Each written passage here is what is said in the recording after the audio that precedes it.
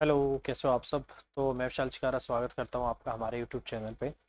जैसे कि आपको पता है, ये बुक आपको कंप्लीट कराई जा रही है। इसमें सबसे पहले जो टॉपिक स्टार्ट किया गया है वो आपका मेंस्ट्रुएशन 2D स्टार्ट किया गया है।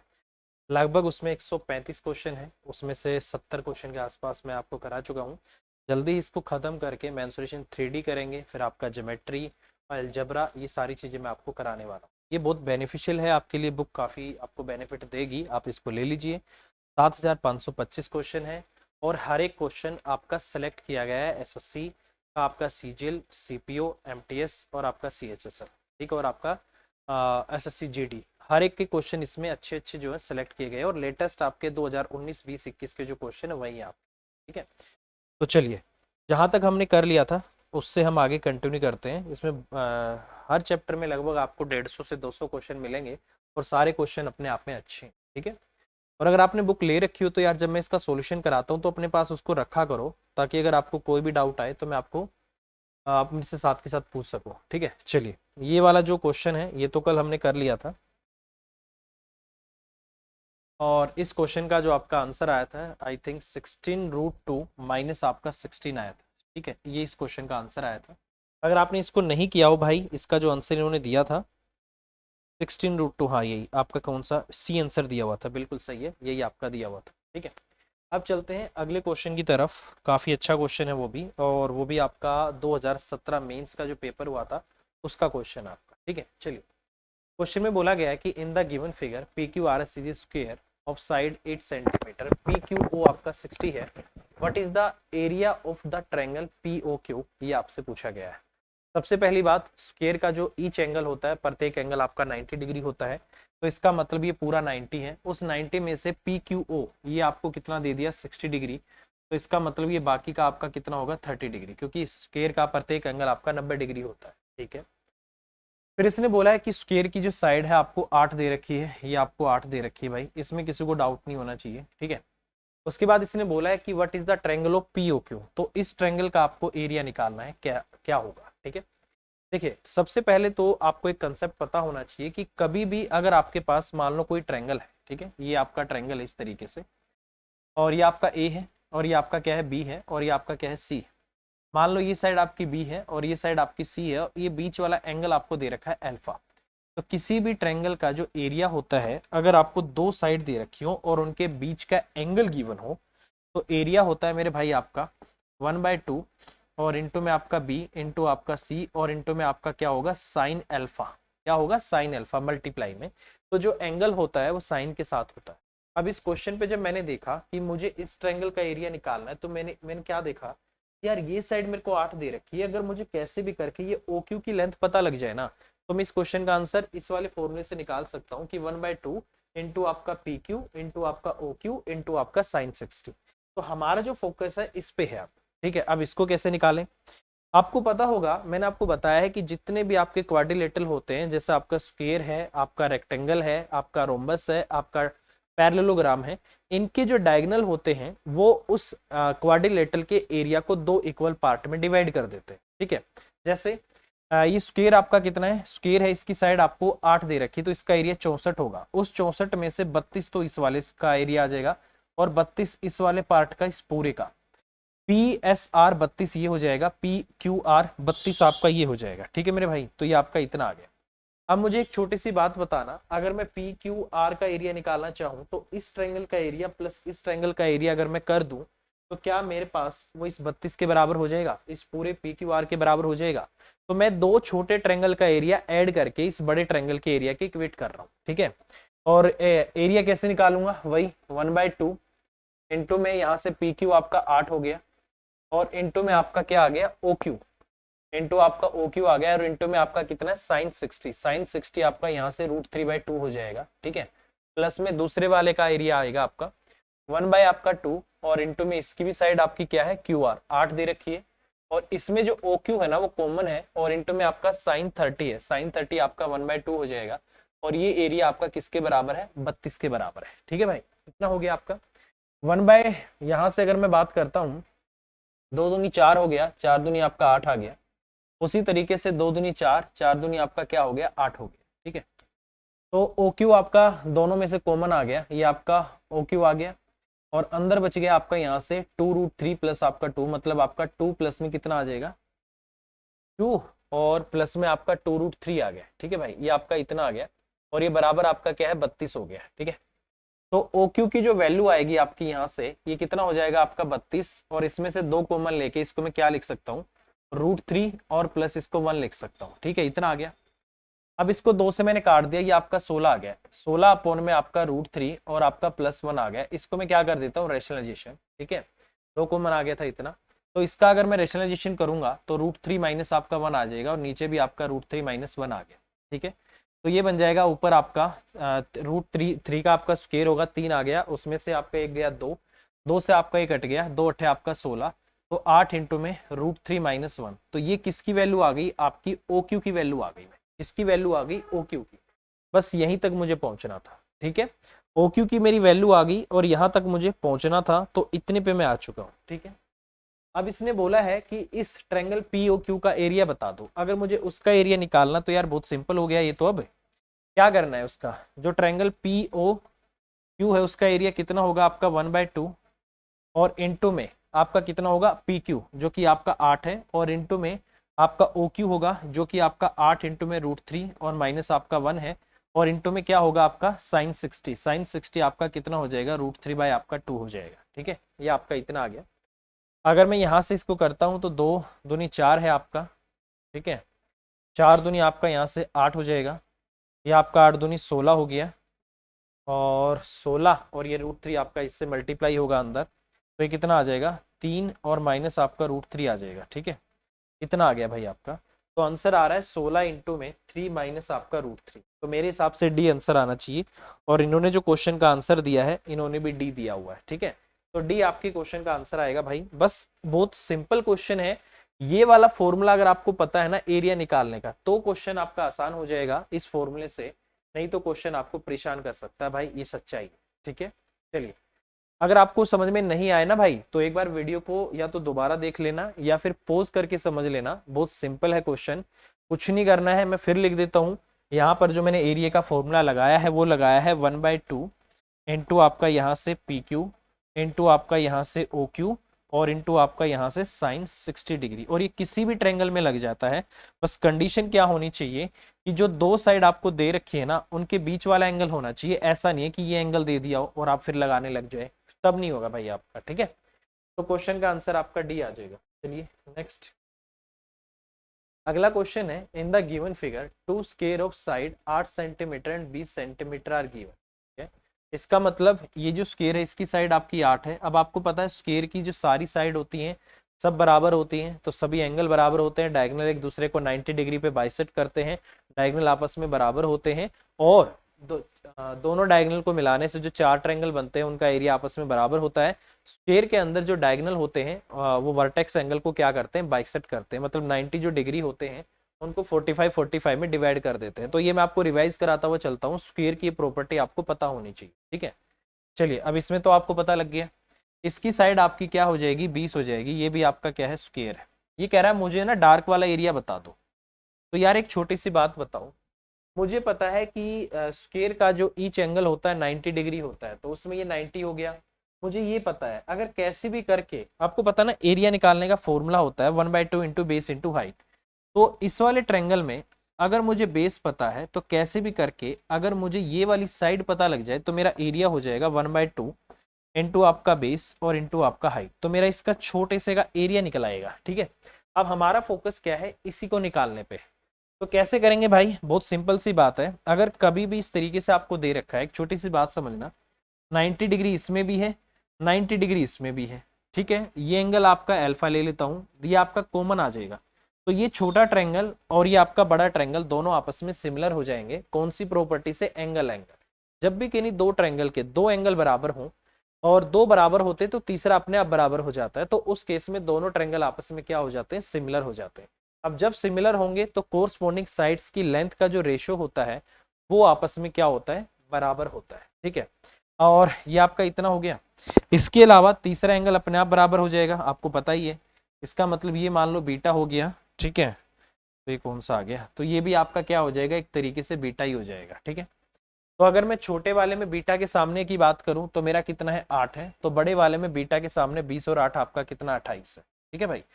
छोटे वाले में अगर मैं बात करता हूँ, इसको मैच मान लेता हूँ, छोटे वाले में अल्फा के सामने आपका एच है, तो बड़े वाले में अल्फा के सामने आपका कितना है 20 है, ये आपका इतना आ गया।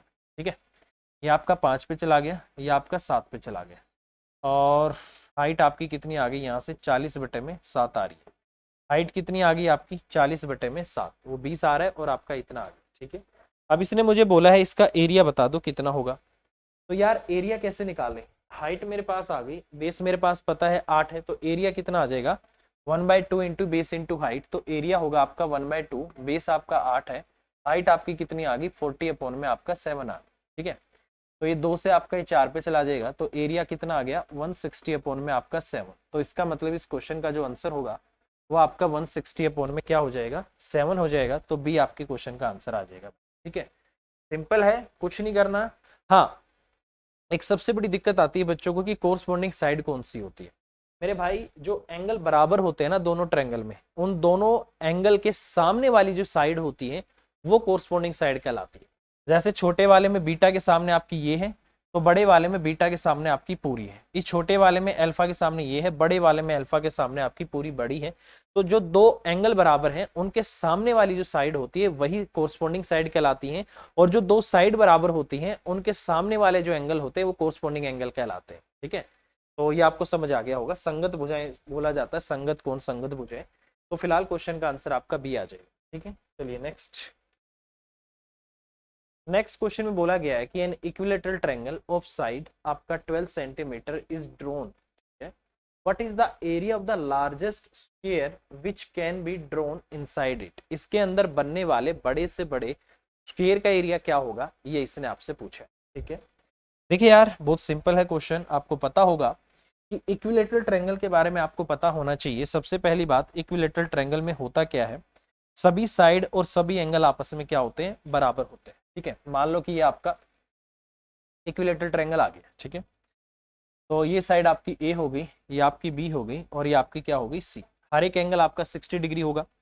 अगर ये कह रहा है कि इसके अंदर एक बड़े से बड़ा आपको स्क्वायर बनाना है, तो बड़े से बड़ा स्क्वायर भाई कुछ इस तरीके से फिट बैठेगा आपका, ऐसे आपका यहाँ से फिट हो जाएगा बड़े से बड़ा। ठीक है, ऐसा तो है नहीं आप यहाँ रख दोगे, तो बड़े से बड़ा आपका यही बनेगा। ठीक है, और स्क्वायर का जो ईच एंगल होता है आपको पता है 90 डिग्री होता है, यहाँ पर 90 डिग्री 90 डिग्री और ये सब आपके 90 हो जाएगा। तो इस तरफ भी आपका कितना होगा 90 होगा, और इस तरफ भी आपका कितना हो जाएगा 90 90 है तो ये 60 होगा, क्योंकि इक्विलेटरल ट्रायंगल है, इक्विलेटरल ट्रायंगल का ईच एंगल आपका बराबर होता है 60 90, तो इसका मतलब ये आपका 30 होगा और ये आपका क्या होगा 30 होगा। ठीक है भाई, इतना आ गया आपका। ठीक है, अब इसने बोला है कि इस स्क्वायर का आपको एरिया बताना है। ठीक है, बहुत सिंपल सी बात है। ये मुझे एक छोटी सी बात बताना, आपको एक कंसेप्ट पता होगा जिसको हम ज़्यादा ट्रिग्नोमेट्री में यूज़ करते हैं, आपका 30 डिग्री 60 डिग्री और आपका 90 डिग्री। 10th क्लास की एक आर डी शर्मा है, उसमें एक आपको प्रूफ मिलेगा कि एक राइट एंगल ट्रायंगल के अंदर अगर ये आपका 30 है और एक आपका 90 है, तो 30 के सामने जो साइड होती है 90 के सामने हमेशा उसकी डबल होती है। ये चीज़ हमेशा याद रखना कि इसके सामने अगर आपका x है तो 90 के सामने हमेशा आपका 2x होता है। और राइट एंगल ट्रायंगल है तो पाइथागोरस जैसे ही लगाऊंगा, इसके स्क्वायर में से इसके स्क्वायर को माइनस करके अंडर रूट करूंगा तो ये आपका √3x आ जाएगा। ठीक है भाई, तो ये समझना, ये आपको पता होना चाहिए। अब देखो मैं क्या कर रहा हूँ, स्क्वायर की साइड को मैं a मान लेता हूँ, क्योंकि स्क्वायर है हर एक साइड आपकी बराबर होगी, a हो गया। 60 के सामने आपको a दे रखा है, मतलब √3 मेरे लिए एक तरीके से √3 की वैल्यू क्या दे रखी है a दे रखी है। ठीक है, सही समझ रहे हो। तो अगर मैं यहाँ से बात करता हूँ, ठीक है, तो इसका मतलब यहाँ से इसकी जो वैल्यू आएगी 30 के सामने आपकी a/में √3 आ जाएगी। तो इस 30 के सामने भी आपकी a/में क्या आ जाएगी √3 आ जाएगी। ठीक है, और ये साइड आपकी क्या दे रखी है इक्विलेटरल ट्रायंगल की 12 दे रखी है। क्या दे रखी है 12, यहाँ से यहाँ तक आपकी 12 है। तो मेरी क्या हो गई a/में √3 प्लस आपका a और अपॉन आपका प्लस में a/√3 12 के बराबर आ गया। ठीक है, तो ये चीज़ आपको समझनी होगी कि यहाँ से अगर मैं बात करूँ एक तरीके से, ये मेरे लिए 1 हो सकता है, ये मेरे लिए √3 हो सकता है, और ये मेरे लिए 2 भी बोल सकता हूँ। तो इसके सामने √3 की वैल्यू मुझे क्या दे रखी है a दे रखी है, तो 30 के सामने 1 होगी तो आपका a/में क्या आ जाएगी √3 आ जाएगी। ठीक है, तो ये आपको समझना पड़ेगा भाई, इतना तो सिंपल सी चीज़ है। अगर मैं इन सबको जोड़ता हूँ a/में आपका √3 और प्लस में आपका a अपॉन में आपका √3 और प्लस अगर मैं a करता हूँ ना तो ये बेसिकली किसके बराबर है, 12 के बराबर है। ठीक है, यहाँ से मैं एलसीएम ले लेता हूँ √3, ऊपर आपका 2a आ गया और प्लस में आपका ये √3a आ गया और बराबर आपका कितना आ गया, 12√3 आ गया। ठीक है भाई, ये हट जाएगा तो ये वहाँ पहुँच गया। ठीक है, तो ऊपर वाले की अगर मैं बात करता हूँ तो मेरे लिए a की वैल्यू कितनी आ गई, यहाँ से मेरे लिए a की वैल्यू कितनी आ जाएगी, 12√3 तो ये है, यहाँ से a कॉमन ले लेता हूँ तो √3 + 2 आ जाता है, तो ये बन जाता है आपका 12√3 और नीचे कितना आ जाएगा आपका, यहाँ से √3 या 2 प्लस आपका √3 ये आ जाएगा आपका। ठीक है, ये आपका इतना आ गया। ये मेरे लिए इस स्क्वायर की क्या आ गई, साइड आ गई। इसने बोला है नहीं नहीं मुझे तो एरिया बताओ, अगर एरिया निकालना है तो मुझे इसका क्या करना पड़ेगा, स्क्वायर करना पड़ेगा। उससे पहले हम क्या कर लेते हैं, इसका रैशनलाइजेशन कर देते हैं। ठीक है, रैशनलाइजेशन अगर मैं इसका करूंगा तो ये हो जाएगा आपका यहाँ से 2 माइनस आपका √3 और ये नीचे हो जाएगा आपका 2 माइनस √3, 2 का स्क्वायर 4 और 4 में से 3 गया आपका 1, तो फिलहाल आपका जो इसकी साइड आ गई वो आ गई भैया आपकी 12√3 और इंटू में आपका 2 माइनस आपका √3 आ गई। ठीक है, तो मुझे क्या करना पड़ेगा, ये जो साइड आ गई अगर मुझे इसका एरिया निकालना है तो पूरे का मुझे स्क्वायर करना पड़ेगा। ठीक है भाई, कर देते हैं पूरे का स्क्वायर। 12 का स्क्वायर 144, 144 का आपका 3 चौक 12, ठीक है 3 चौक 12 और एक आपका 13, 432 तो ये आ गया और अंदर आपका 4 और प्लस आपका 3 और माइनस आपका 2 दूनी 4, 4 रूट आपका 3 आ गया। ठीक है, इस 432 को इससे मल्टीप्लाई कर दो, 4 और 3 7 आ गया, 7 दूनी 14, 22 ये आप सॉरी 3024 तो ये आ गया और माइनस में आपका यहाँ से इसको मैं करता हूँ तो 1728 आना चाहिए। ठीक है, माइनस आएगा आपका इतना, तो इसका मतलब क्वेश्चन का आंसर होगा आपका 3024 माइनस में 1728 √3। तो ये इस तरीके से करना है क्योंकि मेरे पास इसकी साइड आ गई है a और एरिया क्या होगा, बेसिकली आपका a का स्क्वायर होगा, तो वही मैंने यहाँ पर किया है। तो क्वेश्चन का आंसर इन्होंने जो दिया है b दिया हुआ है और हमारे भी क्वेश्चन का आंसर आपका b आ रहा है, तो इसका मतलब ये बिल्कुल आपका सही। ठीक है, तो ये कंसेप्ट आप हमेशा याद रखना, ये 10th क्लास में हमने पढ़ा होता है, 10th क्लास की आर डी शर्मा में भी है, क्योंकि पीछे भी मैं एक चैनल पे 10th क्लास का पढ़ा रहा था, तो वहां पर मैंने इसको विद प्रूफ भी किया था इसको कि ऐसा क्यों होता है, थोड़ा सा कंस्ट्रक्शन करना पड़ता है, बस हो जाता है आपका। ठीक है, वैसे हमें तो इसको याद ही रखना है। और जो आपकी ट्रिग्नोमेट्री होती है, मोस्टली ट्रिग्नोमेट्री आपकी इसी पे बेस्ड होती है। ठीक है, चलिए नेक्स्ट क्वेश्चन। फिलहाल क्वेश्चन का आंसर आपका क्या है, बी। ठीक है, चलिए नेक्स्ट क्वेश्चन में बोला गया है कि यदि किसी वर्ग का जो एरिया है वो 19% आपका कम हो गया तो वर्ग के विकर्ण में कमी क्या होगी, ये आपसे पूछा। एक चीज हमेशा याद रखना कि स्क्वायर का जो डायगोनल होता है वो उसकी भुजा के स्क्वायर पे डिपेंड करता है, उनकी मल्टीप्लाई पे डिपेंड नहीं करता। जहां भी मल्टीप्लाई पे डिपेंड करेगा वहीं पर हम सक्सेसिव वाला फॉर्मूला लगा देते हैं, जो होता है आपका x + y + xy अपॉन आपका 100, वो नहीं लगेगा क्योंकि डायगोनल आपका भुजाओं के स्क्वायर पे डिपेंड नहीं करता, मतलब उनके मल्टीप्लाई पे डिपेंड नहीं करता है, सिर्फ आपका उनका स्क्वायर करके अंडर रूट पे डिपेंड करता है। अब जैसे इस क्वेश्चन की मैं बात कर रहा हूँ, एरिया है आपका 100 से आपका 19 हो गया, मान लो कि पहले जो आपका एरिया था वो कितना था आपका 100 था। ठीक है, तो इसका मतलब अब जो आपका एरिया हो गया 19 कम होके 81 हो गया। ठीक है, 81 हो गया, तो इसका मतलब अगर मैं यहाँ से, ये एरिया है मेरा, अगर मैं इस एरिया का अंडर रूट कर दूं तो मैं कहां पर पहुंच जाऊंगा, साइड पे, तो इसकी साइड 1 और इसकी साइड 2 हो जाएगी। तो इसका मतलब इसकी साइड पहले 10 थी तो इसकी साइड अब कितनी हो गई, आपकी 9 हो गई। सिंपल सी बात है। अगर मैं एरिया निकालता हूं तो एरिया कैसे निकाला जाता है, अगर मैं एरिया निकालता हूं तो कैसे निकाला जाता है भाई, एरिया होता है मान लो कोई भी साइड है तो a का स्क्वायर है, ऐसे तो निकाला जाता है। अगर मैं दोनों तरफ अंडर रूट कर दूं तो मेरा a किसके बराबर आ जाएगा, अंडर रूट एरिया के। तो इसका मतलब अगर मैं एरिया का अंडर रूट कर दूं तो मेरी उस स्क्वायर की साइड भी निकल आएगी। वही कंसेप्ट मैंने किया है कि मान लो पहले एरिया आपका 100 था, 19% कम हो गया तो 81 हो गया, अंडर रूट करने से साइड आपकी पहले 10 थी तो अब आपकी कितनी होगी, 9। तो इसका मतलब पहले जो आपका डायगोनल था, आपको पता ना डायगोनल क्या होता है, डायगोनल होता है आपका √2 इंटू में साइड ऑफ स्क्वायर, डायगोनल होता है आपका √2 इंटू में साइड ऑफ स्क्वायर। तो इसका मतलब पहले जो आपका डायगोनल था वो आपका 10√2 था, अब जो आपका डायगोनल है वो कितना है आपका 9√2 है। तो कितना कम हो गया आपका डिफरेंस, कितने का आ गया, √2 का। इस पे ओरिजिनल पे निकालेंगे, ओरिजिनल आपका कितना है 10√2 और इंटू आपका कितना आ गया 100, तो जीरो से आपका जीरो कट जाएगा आपका, √2 से आपका √2 कट जाएगा, इसका मतलब उसके डायगोनल में कितनी कमी आ गई, 10% की। ठीक है भाई, आप एक काम करना, जब भी डायगोनल के बारे में बोला जाता है बस आप ये निकाल देना कि उसकी साइड में कितने परसेंट की कमी आ गई। आप ध्यान से देखो, ध्यान से देखना, यहाँ से हमारा डायगोनल कितना कम हो गया, 10%, और साइड देखो कितनी कम हुई है, 10 से 9, मतलब आपका 1/10 और इंटू आपका 100। साइड भी आपकी 10% कम होगी और डायगोनल भी आपका क्या होगा, 10% ही कम होगा। ये चीज आप हमेशा याद रखना भाई। ठीक है, समझ में आ गया होगा आपको, बहुत सिंपल है। ठीक है, तो इस तरीके से इसको करना है। डायगोनल और साइड दोनों आपके सेम चलते हैं। डायगोनल साइड अगर आपकी 10% कम हुई है तो डायगोनल भी आपका 10% ही कम होगा। तो ये आपके क्वेश्चन का आंसर आएगा। ठीक है, चलिए नेक्स्ट। बोला गया है कि the area of a circular path of uniform width x metre surrounding a circular region of diameter d metre is. ये आपसे पूछा है क्वेश्चन में। बोला गया है कि सपोज करो आपके पास इस तरीके से क्या है, एक सर्कल है। ठीक है, और अंदर भी एक क्या है, आपका सर्कल है, ये बोला हुआ है। ठीक है, d मीटर व्यास वाले एक वृत्ताकार क्षेत्र के चारों ओर x मीटर का, तो अंदर वाले का जो आपका डायमीटर है वो d है, तो इसका मतलब रेडियस आपकी d/2 हो जाएगी। ठीक है भाई, और इसके बाहर ये वाला जो है ये आपका कितना है, x मीटर आपको दे रखा है, x, ये आपको x दे रखा है। ठीक है, बोला है एक समान चौड़ाई के वृत्ताकार रास्ते का क्षेत्रफल, तो एरिया अब भी आपको यही निकालना है। जो आपको एरिया निकालना है, एरिया अब भी आपको यही निकालना है। इसको बोला जाता है एरिया ऑफ रिंग। कैसे निकलता है, बाहर वाले सर्कल के एरिया में से अंदर वाले सर्कल का एरिया माइनस कर दो, आपका एरिया ऑफ रिंग आ जाएगा। ठीक है, तो बाहर वाले सर्कल की जो रेडियस बनेगी वो कितनी हो जाएगी, आपकी d/2 और प्लस आपकी x हो जाएगी, और अंदर वाले सर्कल की जो आपकी रेडियस है वो कितनी है, आपकी d/2 है।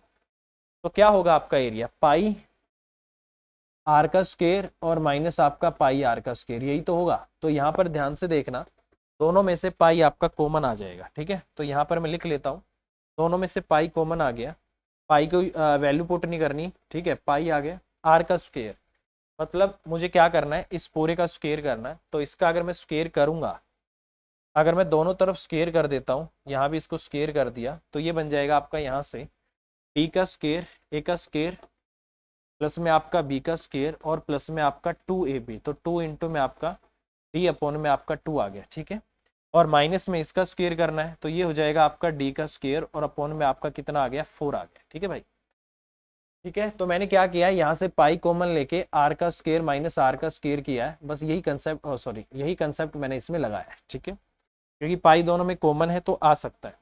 अब यहाँ से देखो डी, ये वाला और ये वाला आपका कट गया, और 2 से आपका 2 भी कट गया, तो इसका मतलब एरिया आ गया आपका पाई इंटू में एक्स का स्क्वायर और प्लस आपका डी। तो ये आ जाएगा आपका पाई इंटू में एक्स का स्क्वायर और प्लस आपका डी।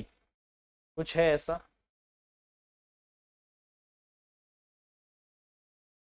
एक सेकेंड एक सेकेंड, अच्छा ये डी एक्स आएगा ना यहाँ पर, ये आपका डी एक्स आएगा भाई, सॉरी ये आपका डी एक्स आएगा। ठीक है, तो यहाँ से हम इसको क्या बोल सकते हैं, x कॉमन आ जाएगा, तो पाई x इंटू में x और प्लस आपका क्या हो सकता है, d हो सकता है। ठीक है, तो इसका मतलब क्वेश्चन का आंसर आपका c आ सकता है। ठीक है, तो इन्होंने क्या आंसर दिया है, इन्होंने भी c दिया हुआ है भाई, तो c आपके क्वेश्चन का आंसर आ जाएगा। ठीक है, क्या होगा क्वेश्चन का आंसर c, क्योंकि यहाँ पर a का स्क्वायर प्लस b का स्क्वायर प्लस 2ab, तो 2 इंटू में आपका ये d अपॉन 2 इंटू एक्स होना चाहिए था। ठीक है, ये कट गया आपका, तो फिलहाल आपके क्वेश्चन का आंसर ये आ जाएगा। ठीक है, चलिए भाई नेक्स्ट क्वेश्चन।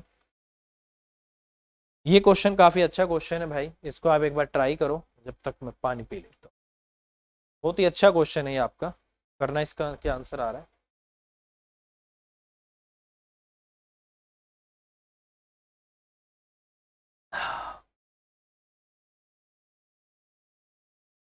देखो यार, इस क्वेश्चन को करने का कंसेप्ट क्या होता है कि आपको पता होगा, मैं आपको बार बार बोलता हूँ, बार बार मैं आपको बताता हूँ कि अगर मेरे पास, मान लो मेरे पास क्या है, एक स्क्वायर है, अगर उस स्क्वायर के अंदर सर्कल होता है ना, तो आपको पता है कि अंदर वाले सर्कल की जो आपकी रेडियस होती है वो क्या होती है मेरे भाई, इसकी साइड का आधा होती है। ठीक है, मान लो इसकी साइड आपकी 2a है, तो आपको पता होगा कि इसका जो डायमीटर है वो तो 2a होगा, बट रेडियस आपकी किसके बराबर होगी, a के बराबर होगी। ठीक है, तो अगर किसी स्क्वायर के अंदर सर्कल है तो सर्कल की रेडियस हमेशा स्क्वायर की साइड का आधा होती है, और अगर इसके बाहर से सर्कल है, सपोज करो यहाँ से है, इसके बाहर से अगर सर्कल आ गया तो इसको ध्यान से देखना कि इस स्फीयर का जो डायगोनल होगा ना वो बेसिकली क्या बनेगा, इस सर्कल का डायमीटर बनेगा। तो उस केस में बाहर वाली जो अगर रेडियस होती है वो बेसिकली इसका डायगोनल जो होता है, डायगोनल उसका क्या होती है, आधा होती है।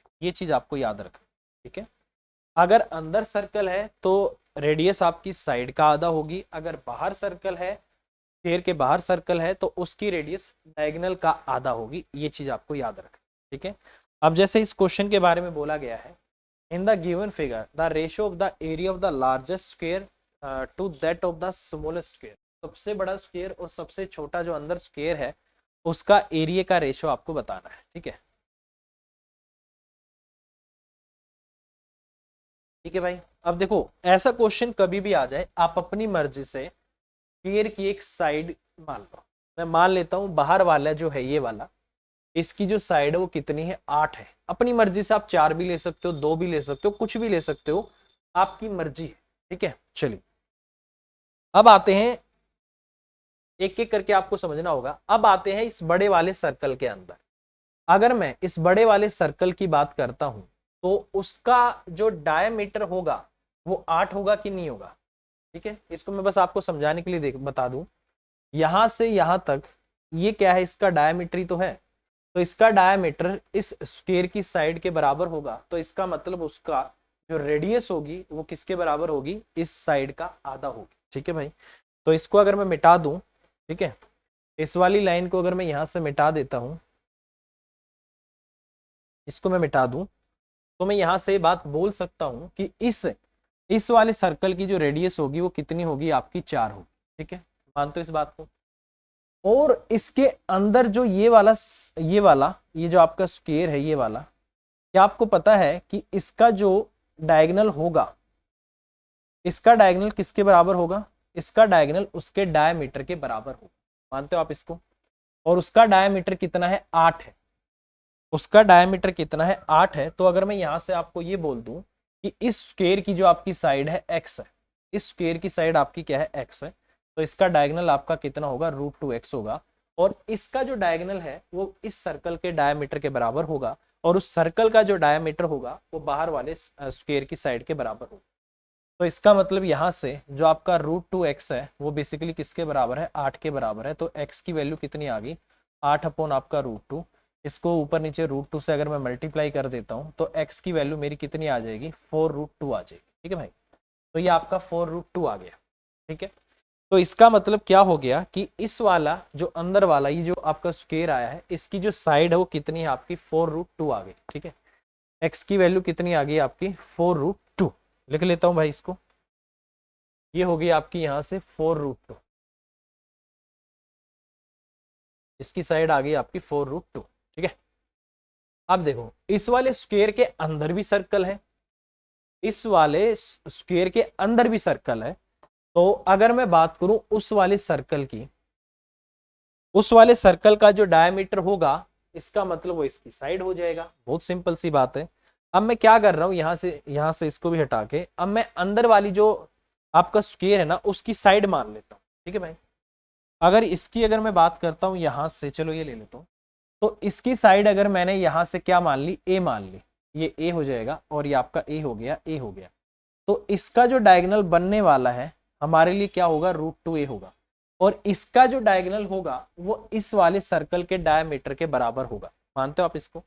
तो इसका मतलब मेरे लिए जो आपका √2a होगा उस वाले स्क्वायर का क्या होगा, इस वाले सर्कल का क्या होगा, डायमीटर होगा। और इस सर्कल का जो डायमीटर है इसके बाहर वाले स्क्वायर की साइड के बराबर होगा, वो आपकी कितनी है, 4√2।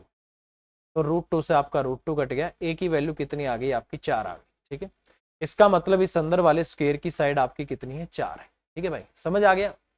बस यही कंसेप्ट लगाना है कि अगर स्क्वायर है, स्क्वायर के अंदर सर्कल है तो उसकी रेडियस स्क्वायर की साइड का आधा होगी। अगर स्क्वायर है, स्क्वायर के बाहर सर्कल है, उसकी रेडियस डायगोनल का आधा होगी। यही कंसेप्ट मैंने यहाँ पर लगाया है, ठीक है। कोई इश्यू नहीं है भाई, इतना हम पहुंच गए। अब इसने बोला है बड़े वर्ग के क्षेत्रफल और छोटे वर्ग के क्षेत्रफल का अनुपात क्या होगा। अब मुझे छोटी सी बात बताओ, बड़े वाले की जो साइड है, जो आपकी साइड S1 है, और आपकी S2 ले लेता हूँ, उसकी साइड आपकी कितनी है 8 है और इसकी साइड मेरी कितनी आ गई 4। तो इसका मतलब इनकी साइड का रेशियो कितने का आ गया 2 और 1 का आ गया। अब इनका एरिया निकालना है, तो एरिया निकालने के लिए क्या करते हैं, साइड की जो लेंथ होती है उसका स्क्वायर कर दो, इसका मतलब ये 4 हो जाएगा और ये आपका क्या हो जाएगा 1 हो जाएगा। तो आप इसको चाहो तो याद भी कर सकते हो और इस क्वेश्चन का आंसर ए होना चाहिए, यही इस क्वेश्चन का आंसर है 4 रेशियो आपका 1। तो कंसेप्ट समझते हुए चलना भाई कि स्क्वायर के अंदर सर्कल है तो रेडियस साइड का आधा होगी और जो आपका डायमीटर होगा वो उसकी साइड के बराबर होगा। बाहर सर्कल है तो बाहर सर्कल का जो डायमीटर होगा वो स्क्वायर का क्या होगा डायगोनल होगा। बस ये कंसेप्ट लगाते जाओ, क्वेश्चन का आंसर आता जाएगा। और अपनी मर्जी से आप कोई भी साइड ले सकते हो, बट आप ए मत लेना, ए बी सी मत लेना, आप कंफ्यूज कर जाओगे भाई।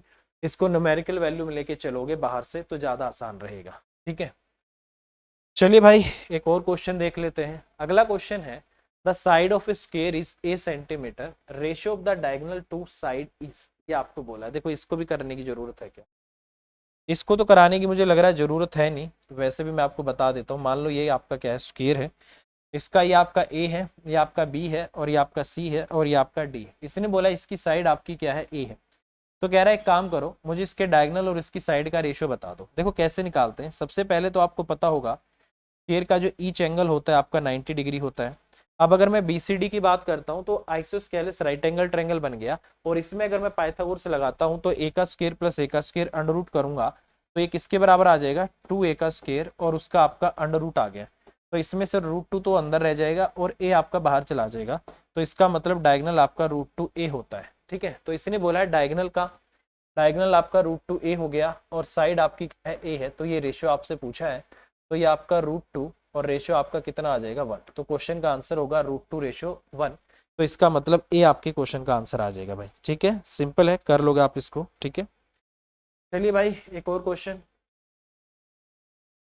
में बोला गया है कि किसी स्क्वायर का जो एरिया 144 सेंटीमीटर है, मूल वर्ग के विकर्ण की भुजा के साथ निर्मित वर्ग का परिमाप क्या होगा। बहुत सिंपल है, वही आपका देखो भाई ये वाला है और इस पे भी आपने क्या बना दिया, इसके डायगोनल पे आपने क्या बना रखा है, एक स्क्वायर बना रखा है। ठीक है, तो इस तरीके से बना देते हैं भाई इसको। चलो इस आपको देखने में थोड़ा बहुत टेढ़ा लग रहा होगा भाई, कोई दिक्कत नहीं है, बट ठीक है सही है अपना। इतना ले लो आप इसको, नहीं तो इसको हटा ही देते हो गया। ठीक है, ये ले लो, इस तरीके से आपका बन गया। ठीक है, बोला है कि आपके पास कोई वर्ग है उसका क्षेत्रफल 144 है, तो इसका मतलब इसकी साइड कितनी आ जाएगी आपकी 12 आ जाएगी। मानते हो आप इसको, क्योंकि जो एरिया होता है वो साइड का स्क्वायर करने से आता है। मतलब मैं इसकी साइड ए मान लूँ तो ए का स्क्वायर आपका 144 है, तो ए कितना आ गया आपका 12 आ गया। ठीक है, तो इसका डायगोनल कितना होगा आपका 12√2 हो जाएगा। ठीक है, तो इसका मतलब इसके डायगोनल पे जो आपने स्क्वायर बना दिया इसकी साइड आपकी 12√2 हो गई, ये भी आपका 12√2 हो गया। तो ये कह रहा है कि मुझे इसके मूल वर्ग के विकर्ण की भुजा के साथ निर्मित वर्ग का परिमाप क्या होगा, ये आपसे पूछा है। तो यार इसकी साइड कितनी है 12√2 है, परिमाप कैसे निकालते हैं, चारों साइड बराबर है, चारों को जोड़ दो या फिर 12√2 को 4 से मल्टीप्लाई कर दो, तो कितना आ जाएगा भाई पेरीमीटर आपका 12√2, क्योंकि 4 साइड है, चारों की चारों बराबर है, तो 48√2 आ जाएगा। तो इसका मतलब पेरीमीटर आपका कितना होगा 48√2 आपका हो जाएगा। ठीक है, तो अभी के लिए इतना ही करते हैं भाई। क्वेश्चन नंबर 77 तक आपका हो गया है, अगली क्लास में इसको कंटिन्यू करेंगे। और अगर आपको वीडियो अच्छी लगती है तो इसको लाइक और शेयर जरूर कर दे भाई, चैनल को सब्सक्राइब ना किया है तो कर लें। क्लास डेली आपको मिलती है। और चलिए अभी के लिए इतना ही, bye bye, take care, all the best, thank you very much, take care.